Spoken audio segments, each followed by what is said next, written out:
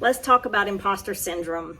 You know, I'm all about helping you turn your story into your business or using the story you already have for your business. But imposter syndrome is real, and imposter syndrome gets in the way of so many people. It shuts people down and it makes people want to quit because they think I'm not good at this, or I can't do this. And that's so not true. Today I want to talk about 5 different types of imposter syndrome because I want you to understand what it is, and I want you to understand that it is real and it's real feelings, but there are ways to get around it. And I want to show you how to do that very simply. It's real. Imposter syndrome is having an ongoing fear that you're going to be found out or unmasked, or as found out as being incompetent. And truthfully, 90% of the time, even though that feels really, really real to us, it dictates what we do or we don't do, or what we believe or we don't believe, and what we end up doing with that or not doing with that. And that's what I want to help you see. I want to help you get past that. A lot of times it comes across as low self-esteem or feelings of inadequacy or fraudulence, or a denial to internalize competencies. Like, you're really, really good. You've done a whole lot. I used to be this way. I am this way. I still struggle with this. But even though I have a doctorate, even though I have done extremely well in my career and in my businesses, I still doubt my abilities.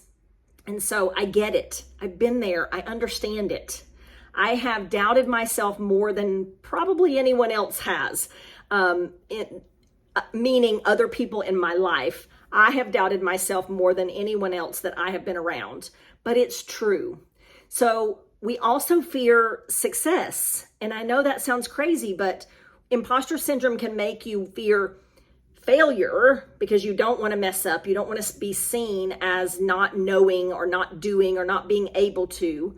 But you also struggle with the fear of success, because then what happens? If I'm successful, then I've got to do this. I've got to actually do the work, and I've actually got to show up.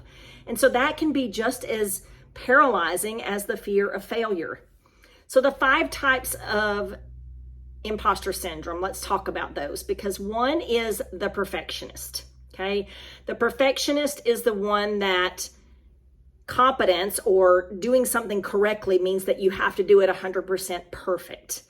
And as we know that even though in our minds we feel like anything short of that is failure, it's just not.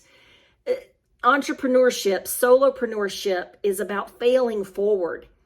Really, anything in life is about failing forward. Everything that goes right, amen. Everything that goes bad, we learn something from, correct? And we do something different because of that. And so in my mind, even all of the stuff I have messed up on and things that I have done wrong, I know that I've learned something from that and I've grown from that. And so I want you to hear how I reframe perfectionism or the perfectionist imposter syndrome. What I say now is I love perfecting things. So instead of beating yourself up and saying, I'm a perfectionist and that's so bad, don't do that. I love perfecting things, right? And perfect what you can, but understand that growth happens when we just keep moving. The second type of imposter syndrome is the natural genius. This is the person that measures their competence by how easily the achievement comes, how easily the work is. Like, hard work and perseverance are considered negative. So if it's not an easy thing to do, they think that it's not competence. Like, you have to, if you're going to be good at something, it has to come naturally to you. And that's not always true, because there are a lot of things that I love doing, like roller skating, that I'm pretty good at now, that did not come naturally to me. And it's one of my all-time favorite things in the world. Hello, 2 broken wrists because of roller skating. But you have to understand that just because something doesn't come natural in the beginning doesn't mean that it's not something you're supposed to be doing and something that you can do very well. It may not come natural at first because you have to learn those skills. So doing what you love comes natural, learning the skills to be even better. So it can be something that you're interested in. It doesn't have to be something that you are actually really, really good at for you to do well in it, if that makes sense. Hoping I'm making sense. That kind of felt garbled. But number 3 is the superhuman or the super student, or they perceive competence as the ability to juggle numerous things and numerous responsibilities. But then what happens is if they fail in one of those areas, then they feel like they're a failure in everything. And I was actually in a conference or in a Zoom meeting yesterday with a young girl that was feeling exactly that way because she couldn't keep it all up.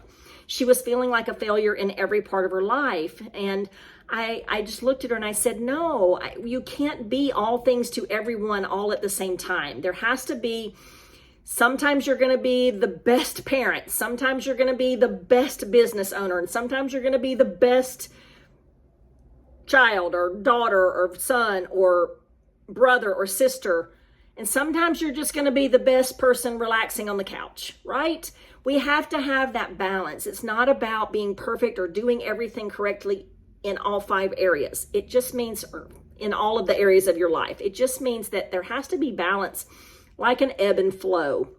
You're going to be good in some things some days and good in other things other days. And you don't have to be excellent in everything all the time, even though we push ourselves to do that.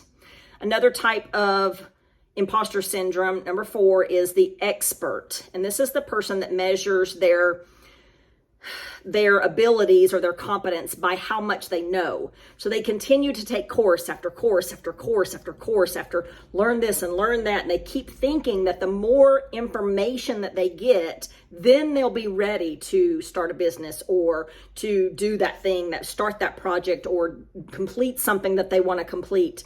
And the misnomer about that is you already probably have the knowledge that you need, but you're probably pursuing that because you're suffering a little bit from imposter syndrome and you're kind of nervous or you're scared to put yourself out there, worried that someone's going to look at you and say, what does she know? What is she talking about? You know what?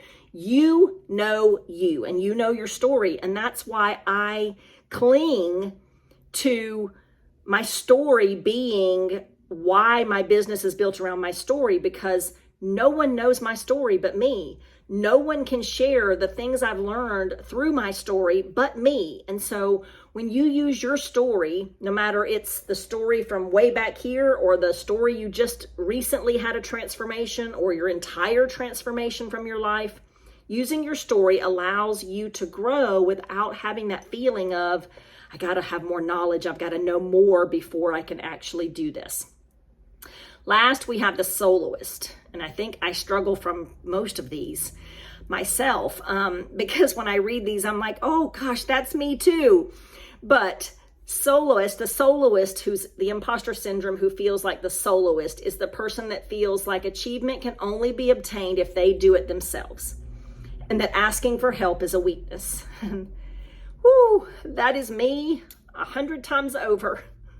I struggle asking for help. I struggle saying I need help. But this is so detrimental to yourself in business if you can't say, hey, I need some help going over this guideline. Hey, can you look at my outline? Can you check my email copy? Hey, can you look at my content? When we do that, we learn that there's so much community out there that will help us. And that helps us overcome that imposter syndrome, or that feeling that everything is on our shoulders. Those are 5 different ways to be an imposter, 5 different ways that imposter syndrome shows up. I'd love to know which one or more that apply to you or that you feel like you are. Are you that perfectionist? Are you the natural genius? Are you the superwoman or the super student? Are you the expert or are you the soloist? I would love to know your reaction and your thoughts in the comments.